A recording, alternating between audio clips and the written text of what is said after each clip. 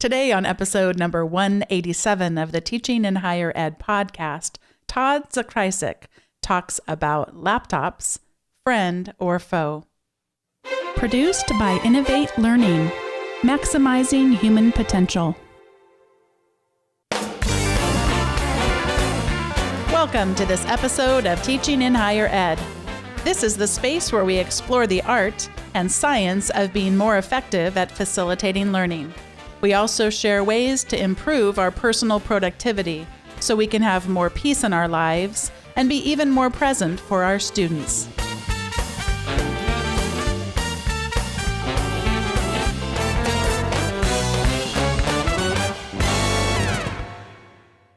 If you've been listening to the show for a while, today's guest is maybe already familiar to you.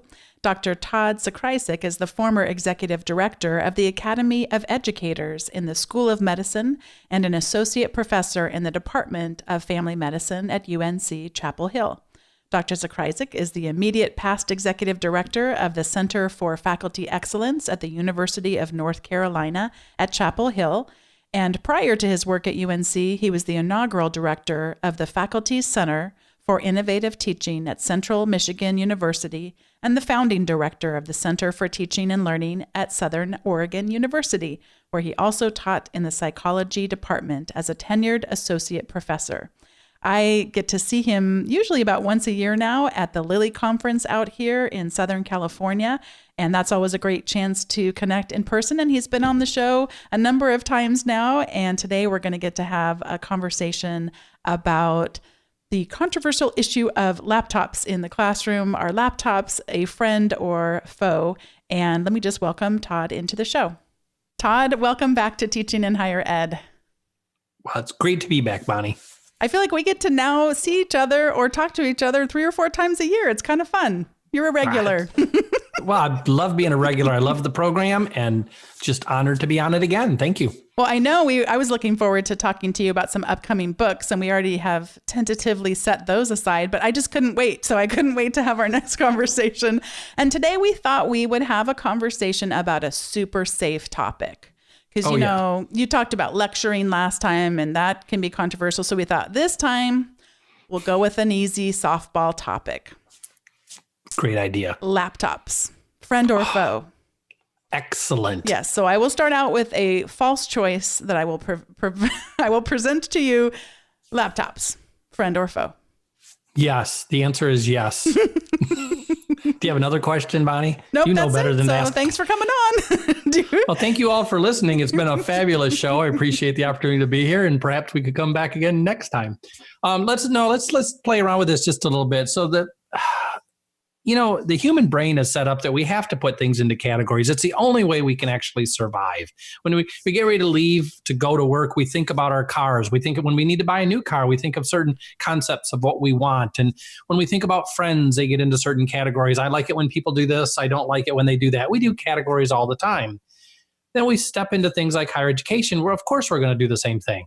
We say, how many times have we heard faculty members say, I have this, my good students, that's a better way to do this. I like it when my good students do this, or students these days, they don't do this. And so we're throwing them in categories. How many times have you heard somebody say, boy, students today, they just don't want to learn. Boy, students today, they just don't really have the commitment that they did when I was a student. Again, throwing into categories. So laptops, why not? Why not throw that into the same category? Should we have them in the classroom? Some say yes, some say no. I'm really getting tired of this. We live in a better system of thinking than dichotomies. There are times when laptops should be in the classroom. There are times when laptops should not be in the classroom. There are times when they facilitate learning. There are times when they do not facilitate learning. And we can spend a little bit of time over the next half an hour or so, and we'll sort this out. But let's start right out of the gate, just taking off the table the concept of should you ban laptops in the classroom? And I'm going to say absolutely not. Because as soon as you say, should we ban laptops in the classroom, you've just thrown it into a category, and it's a non-systems level thinking. This concept that laptops are distracting our students, so let's get rid of the distraction. Once the distraction's gone, they're going to pay attention. Once they pay attention, they're going to take better notes, and they're going to learn more. You know what? Laptops wasn't the problem to begin with. The attention was the problem. So let's start there and think about how can we help the students to attend better. And you notice I say help the students to attend better, not get them to attend better. And as soon as we can do that, then we can start hitting this. But the last thing I'll do on my little opening tirade, and then we can start with some questions and chat back and forth, is I find this fascinating. I've done tons of workshops, and I'll ask people, how long before the average student gets bored in the lecture? And that numbers come out immediately. 6 minutes, 5 minutes, 12 minutes, 3 minutes, 2 minutes, 30 seconds. And we laugh and go through those numbers. Then I'll pause and say, okay, average 19-year-old, they start to read a book. How long before they get bored reading a book? And invariably, right out of the gate, somebody will say, well, wait a minute. What book? Depends on the book.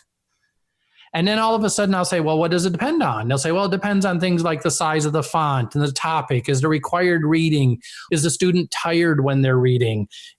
Are there pictures and images? Is the writer a good writer? Do they tell a good story? Do they connect with the students? Do the students understand the content? And they'll list all these things. All of those things could be listed for the lecture as well. But the reason I tell you this quickly is because when I say how long before they get bored in the lecture, they give me numbers. How long before they get bored when they read? It depends on the book. People walk out of movies and they'll say that was a stupid movie. They'll buy a book and they'll put it down and say that's boring, the plot's too slow. But all of a sudden, when you're talking about a faculty member or myself lecturing to a group, if they're not paying attention, it's their problem, not my problem. Unless, of course, we faculty members are the ones in the audience, then it's the person on the stage's problem. But we shift this over to the student's issue very quickly. So let's try to play around with a little while today and think about this from a different perspective. If we didn't say it was the student's problem, if we said instead it was a learning situations challenge, how would this all change? And I think we can go in that direction. I completely concur with you. And one of the shifts that I have had, because really it comes up a lot, laptop bans. I've got to ban the things that will cause distractions. And as you've already said, I mean, I still remember when we were kids and there were things called slam books when I was little, and you'd like write your name on the first one and the number. And then it was like, what's your favorite color? What's your favorite movie? We just got obsessed with these things. I mean, far before there were technology distractions, there were all sorts of reasons why we might get distracted. And then talking about the perspective that we take. And anytime we create this divide between our students and us, just having that in our heads is going to affect how we approach teaching and learning. And we just create this distance and we create this animosity. And I have just found, especially in very recent years, I delight in them. Before I even know them, I delight in them because there'll be something that I don't know about them yet, but that I'll learn about them this semester together that will be amazing. And just going into a situation, anticipating that there are all these amazing human beings that you're going to get a chance to work with, that you'll teach them some things and they'll teach you some things. So going into it without that animosity, because one of the things I've just shifted the conversation from a ban on laptops to an invitation. Because I say, if you're going to say, put the cell phones away, put the laptops away, it better be good. What is it that you're inviting them to experience that's better than Instagram? Because have you looked at Instagram? It's pretty amazing. Lately, I'm really getting into National Geographic has an Instagram account. Oh my gosh. Like, I better up my game. Because whatever it is we're about to do, I don't mean that we need to compete for entertainment's sake. But I better take gravely the responsibility that I have to design an experience that is transformative. But I'm going to jump in there and say, I do agree with most of what you're saying. I should say most. That concept when you say not be competitive, we do need to be competitive. Yeah. So I know what you're saying too, is that it's not all entertainment. And yes, we're not going to compete with the photos that National Geographic has for photos, but those photos are about something. You can take amazingly good quality photos of something that I have no interest in, and I'm not going to be amazed by those photos. So I do think that we have to compete for their attention. Yeah. And I don't think it needs to be dancing and everything else. If I'm presenting information in my classroom and I say, okay, everybody, and I've done this in some of my workshops, and so I love to play around with this. It's like, okay, we're going to learn about classical conditioning. Classical conditioning is when you have an unconditioned stimulus, unconditioned response pairing. You take an unconditioned stimulus, you pair it repeatedly with a neutral stimulus, and that neutral stimulus will come to elicit a new response that's different in quantity, but not in quality from the unconditioned response. This new response can be called a conditioned response. We now take a new neutral stimulus and pair it with that conditioned stimulus, and then we're sleeping. So if you present the information in that kind of deadpanned and just giving it out there, and the students have access to all that information, of course it's going to be boring. Yeah. On the same token, what I could say is, if you're going to sell your house, and I can ask you this, Bonnie, if you're going to sell your house, have you ever heard of one thing you should do with respect to cookies or bread or something? Oh, yes, we bake them. You bake them. And why would you bake them? That wonderful do you know why you smell bake it? That feels like home. I'm conditioned that smell represents home.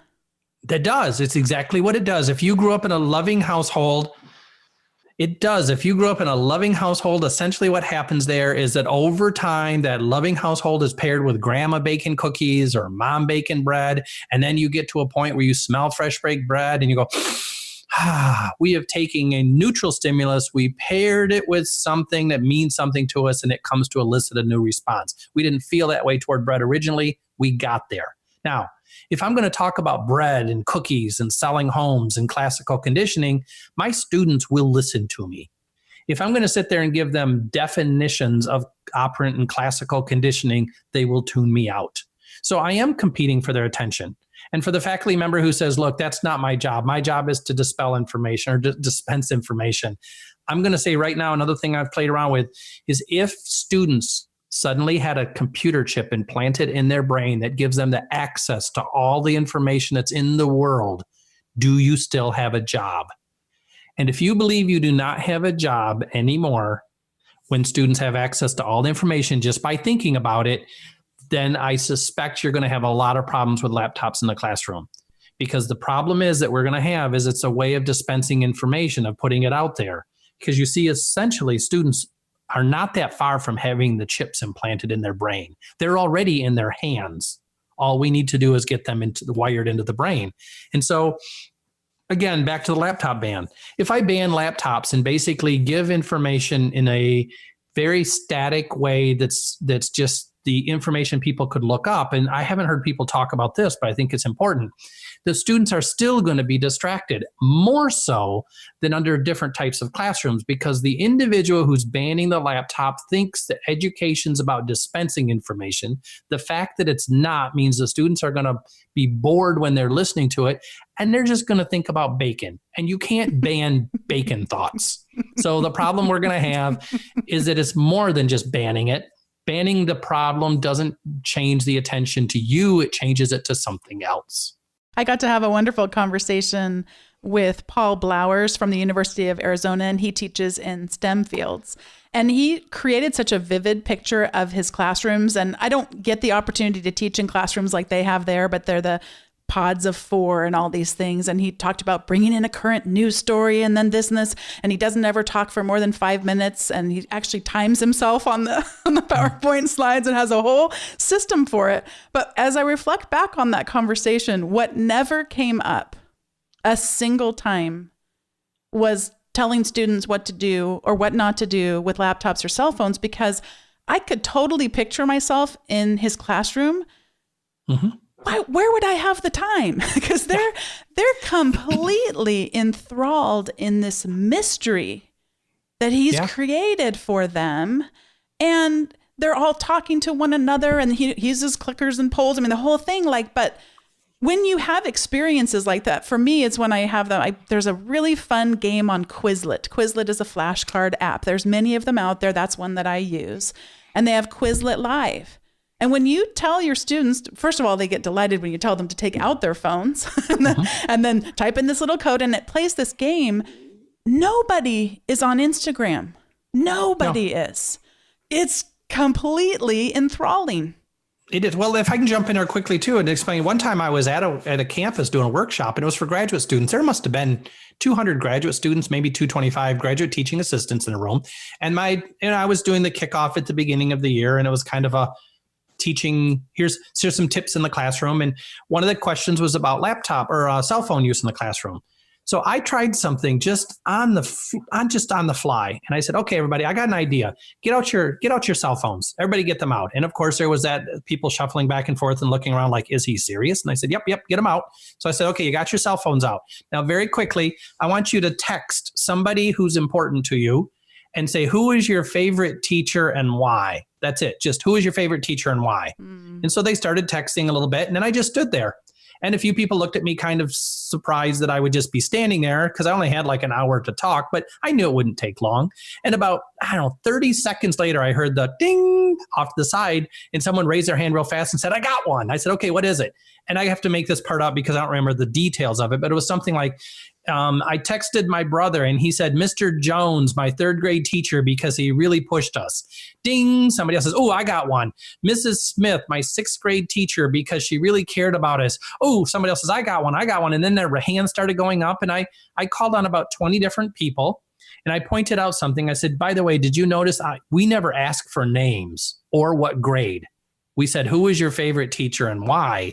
But suddenly we were getting names and grades. And I said, I find that fascinating. But here's what I want you to do next. Get into groups of 4.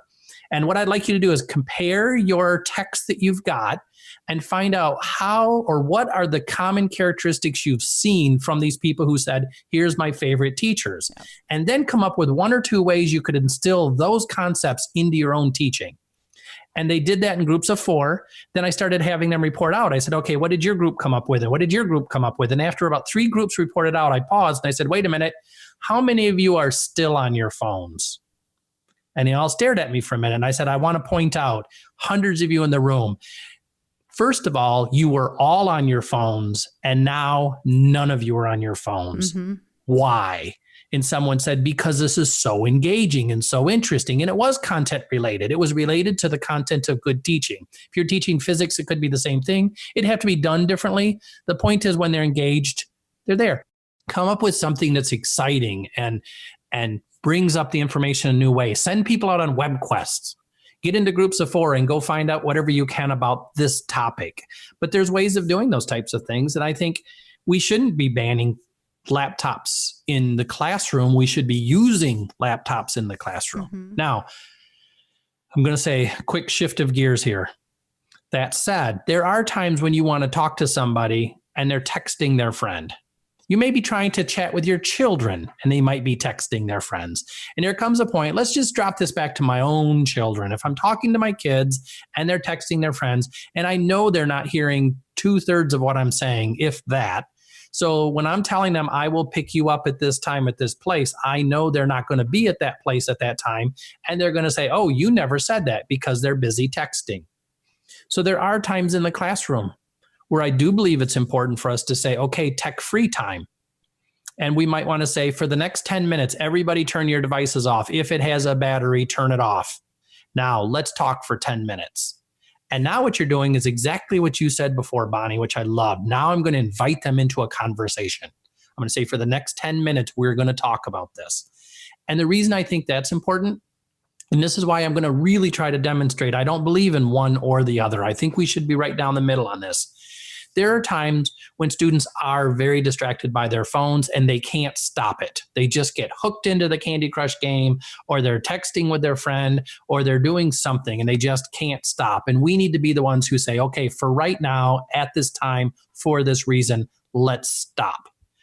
When we assign papers, we might actually say to students, I want you to come up with a topic by the first Friday. I want you to have an outline by the second Friday. I want you to have a first draft by the third Friday, and I want to see a second draft by the fourth Friday. I want it peer edited by the fifth Friday. And we have this all laid out. And we do that because without a structure, the students will not be successful.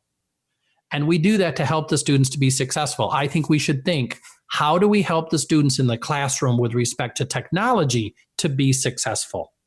We wouldn't say, because my students tend to hand papers in late, you know what? I'm not going to have papers anymore. I'm banning all papers.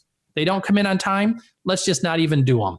But instead, what we do is we figure out, how do we help the students to be successful in writing?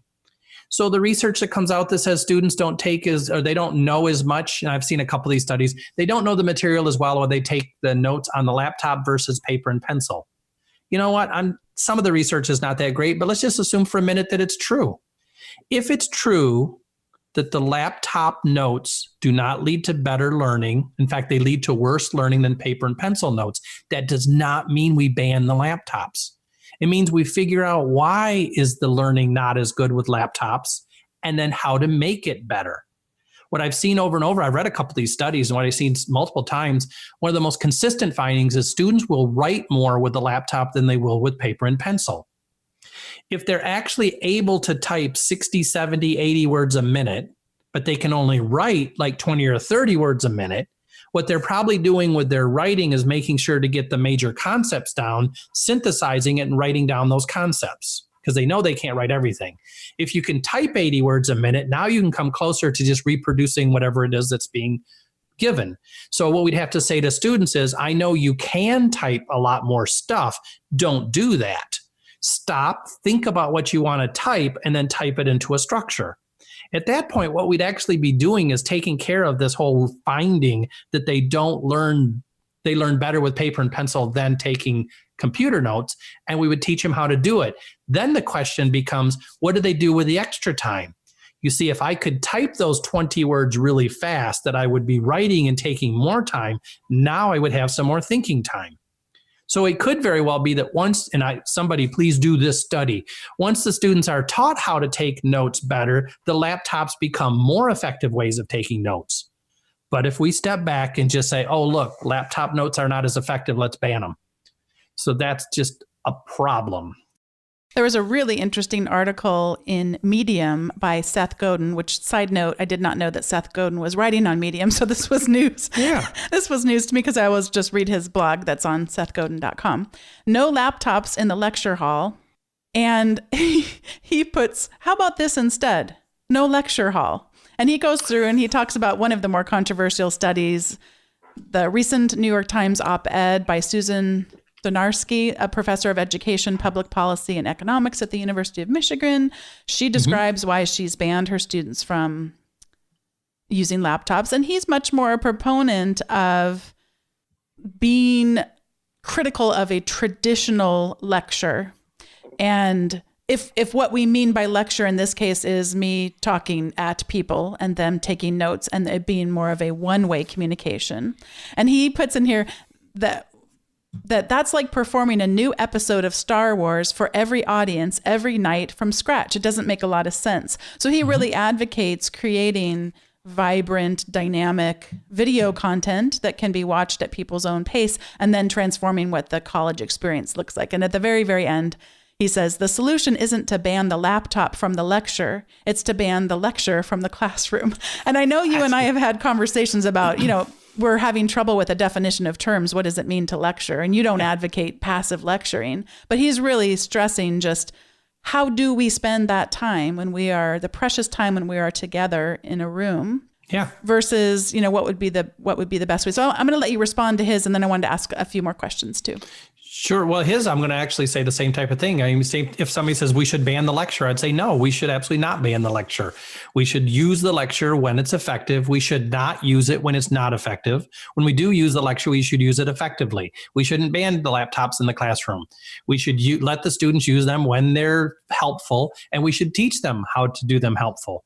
How to use them helpfully. I think this is really, and by the way, I just want to make sure to get this in there once again, is cognitive load. I'm just loving the cognitive load these days. When we think about when a person's brain is just full for a period of time, we all feel this. We all have done this. If you're putting together the IKEA bookshelf and someone walks in and says, hey, where do you want to go on vacation? We say, not now.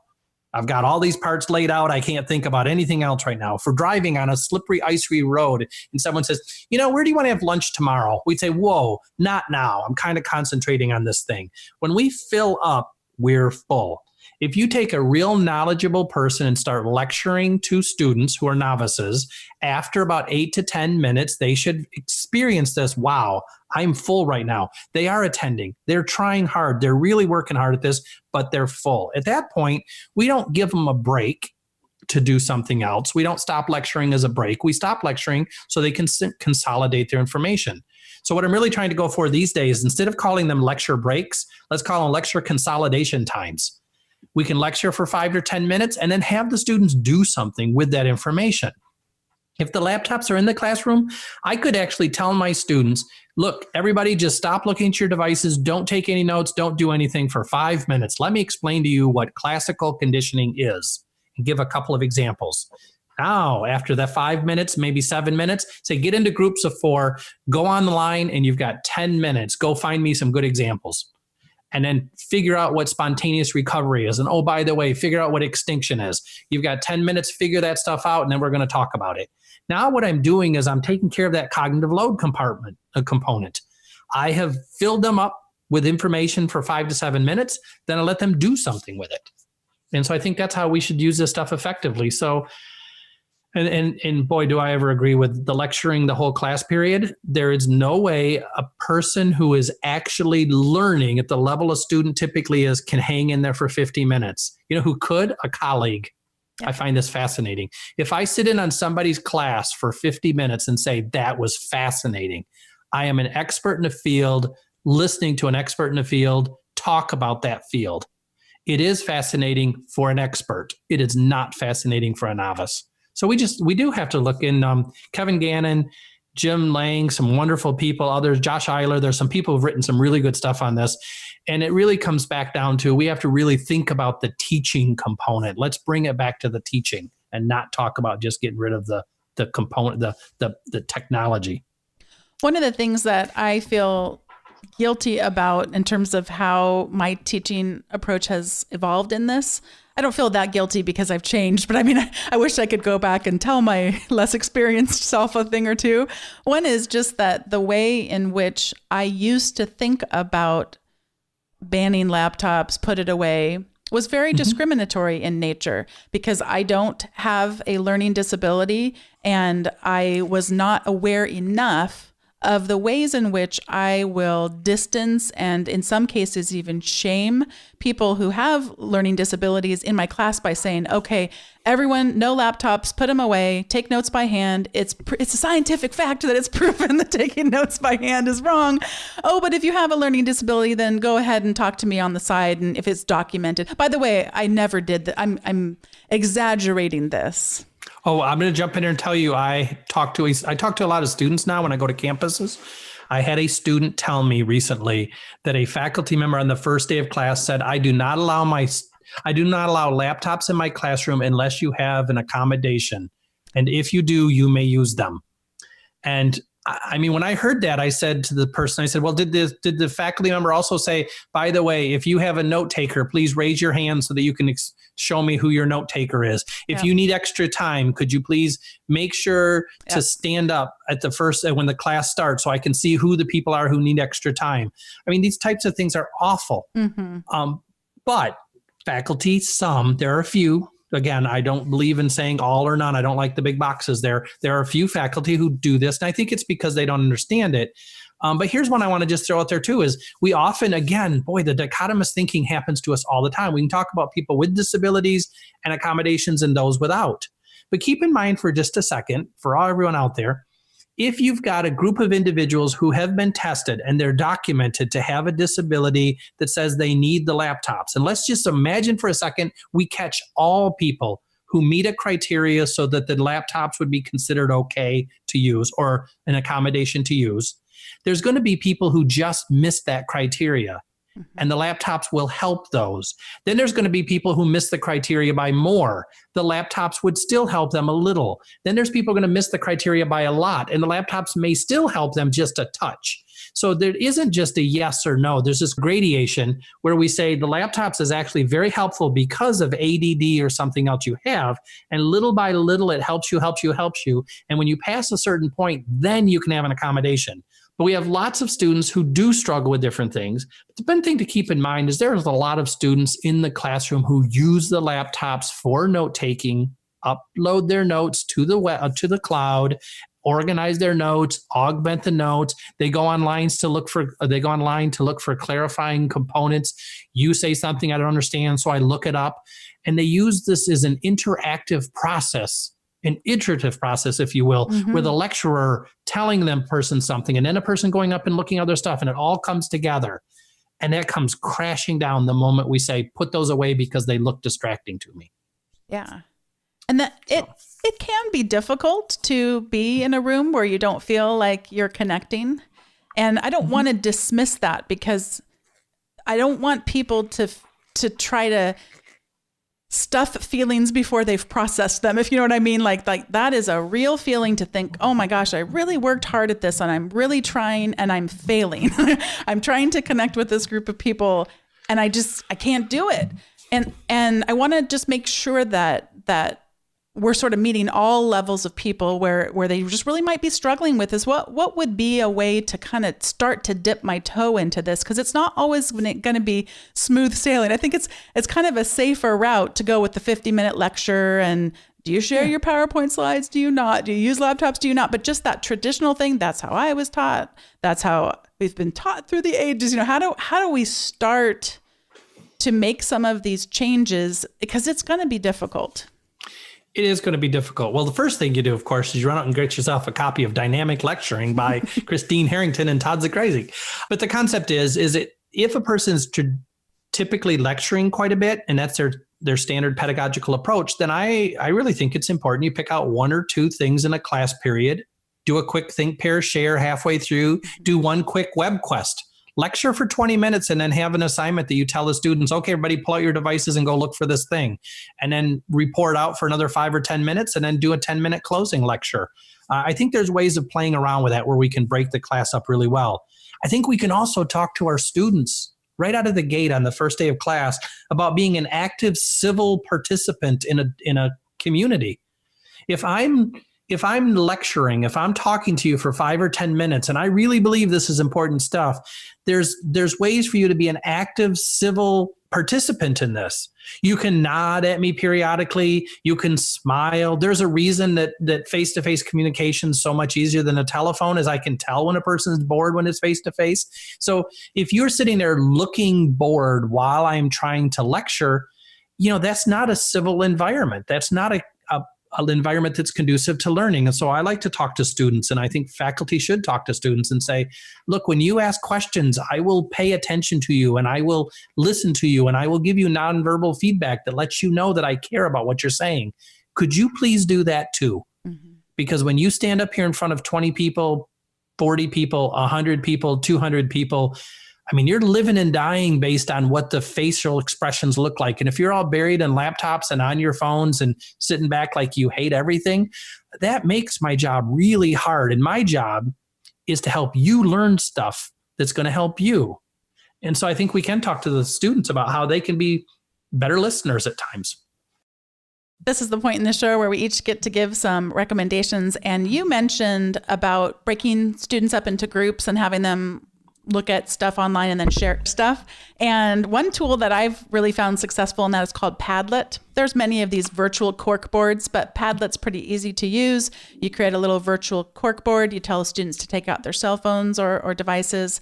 They type in a little code, and then they can post links to videos. They can post images. They can post text. And it's just a really nice way. There's different ways you can arrange it, like a grid, or where they can just drag them around however they want them to be. And that's been, for me, a nice way of then sharing and then being able to curate some of the resources that they found.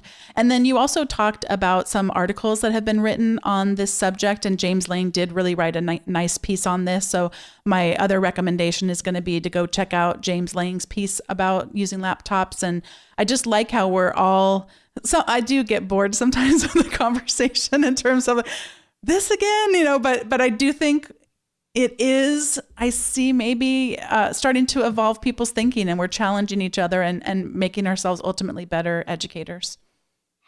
Well, I think we are. And I think the most important thing moving forward is that we try not to think about this in a dichotomous way.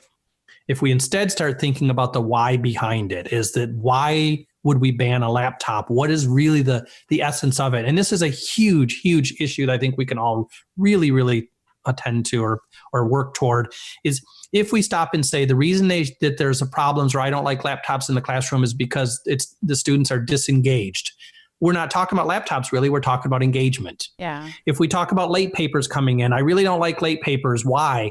Is it because you can't grade them? Because sometimes, if papers all come in the very last moment, I can't get through them in time. So maybe it's about you grading them. If it's about fairness, well, it's not fair if one person turns it in Friday and somebody else turns it in Monday?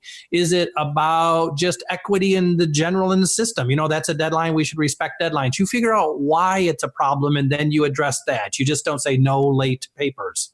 And so that concept, again, is every time in the classroom when somebody says to me, you shouldn't lecture, I say, okay, what kind of lecture? What's the problem with lecturing? If the problem with lecturing is a cognitive load, let's look at cognitive load. If the problem with lecturing is because students just get disengaged because they lose attention, let's talk about attention. If we shouldn't lecture because it isn't an effective way of presenting material, which actually it is, but then we address that. So the point is, what's the one, just go down at least one layer. What's the issue you're trying to address? And I think we can do that. And the big one is, I'll finish with this one because I know we're running out of time. Yeah. It's student learning and it's teachers teaching. I'm a big fan, not of learner-centered teaching and learning. The people talk about learner-centered. I like learning-centered. I think we have faculty members who are doing everything they can to try to change the way that a whole generation out there thinks about stuff. I think we've got a phenomenal bunch of students out there who really do want to learn. And I think we have some great content. And if we take into consideration the teacher, the student, the content, and the pedagogy, and put those four things together, then we can make a difference. But you can't just pull one out and just say, oh, that student does this, and oh, that teacher does that. Oh, and this strategy doesn't work. Oh, that content is hard. We got to get away from that. Teacher, student, content, strategy. Before we hop off the phone together, I know you have at least one quick recommendation for the recommendation segment. Well, the tricky spot is Padlet's like one of my favorites. I love Padlet. So I could give you Padlet because I had James Lang's article. Well, tell you what, Bonnie, we've sharing it. This is all good. Here's my one recommendations. I'm going to do two too. Sure. But I'm going to cheat a little bit. My first one's going to be take a quick look at Padlet, but also just go out there and do a quick your own quick web quest. Yeah. Find out how can you engage students in the classroom by having them contribute content. And it could be Wikipedia kind of things. It could be Padlet kind of things. It could be back channeling. I mean, there's lots of different ways, but how can you get the students to get their stuff out there? So that's the number one. And it's not a real recommendation. It's more of a recommendation for action. Yeah. And the other one is you'd always do ask for one. And you know what? I've just been using Hours Tracker for a while. And I would say if you can find an app that keeps track of where you're spending your time when you're working, mine has been fascinating. Areas that I thought I was like working way too much, I found out I'm not working nearly as much as I thought. There was one day that I was exhausted at the end of the day, felt like I had worked a ton, and I was doing a really good job of click it on when I worked. And when they have these systems where you just like one tap and it starts and one tap it stops, and you can adjust start times and stop times when you need to. But I was exhausted at the end of the day, and I looked at it and I had worked like 6 hours. And I realized that I was just tremendously inefficient. I'd been interrupted by phone calls. I had done different things. But the point is, I realized that there were 3-4 days in a row at different times when I barely could log 8 hours. And then I started watching that carefully, and I got better at it. And so now it's easier for me my goal is to see how fast I can log 8 legit hours of work and then stop. If I'm really effective, I can do it in maybe about 8.5 to 9 hours, because you're going to take a little bit of time off to eat and everything. If you're terribly inefficient, it may take you 12 to 15 hours to get 8 hours of working. So that's it. Todd, it is so great to get a chance to talk to you again today. I know you'll be back on the show soon because you've got more books to talk to us about, but just thank you for your time today. And I really enjoyed this conversation. Thank you again for letting me participate, Bonnie. I always love chatting with you and look forward to the next time we get to do this again. It was great getting to have another conversation with Todd today, and I look forward to the next one. Thanks again to Todd, and thanks to all of you for listening. I am so excited to report that I asked in a recent episode if you would just take a couple minutes to go and write a review or rate the show on whatever podcast service it is you use to listen. I told you I was trying to crack 100 reviews, and I did crack 100, and maybe by the time you're listening, it's even higher than that. Just thanks to those of you who took the little bit of time out of your day to do that and to spread the word about the show. If you'd like to stay connected more with what's happening in the community, you're welcome to subscribe to the weekly update. That's at teachinginhighered.com/subscribe. It's just a single email each week with a blog post about teaching or productivity and with the show notes to the most recent episode. Thanks so much for listening. We've got lots of great guests coming up, and I'll see you next time.